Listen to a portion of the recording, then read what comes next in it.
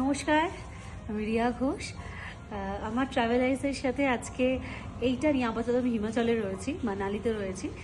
এইটা নিয়ে আমার সেকেন্ড ট্রিপ। ফার্স্ট কেরল হয়ে গেছে, অসাধারণ এক্সপিরিয়েন্স। মানে ট্রাভেল এক্সের সব থেকে বড় জিনিস হচ্ছে প্রত্যেকটা হোটেলস অ্যান্ড মেন ঘুরতে এসে যেটা আমরা সব থেকে বেশি ফেস করি, ফুডিং আর লজিং।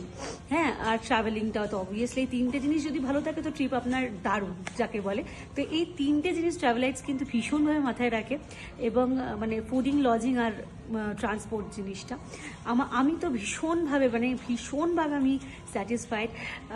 আজকে আমার হিমাচলের আমরা দুদিন পর চলে যাবো, কাল কাসোল হয়ে বাড়ি ফিরবো। মানে আমার এই ট্রিপটা আছে হচ্ছে সেকেন্ড ট্রিপ।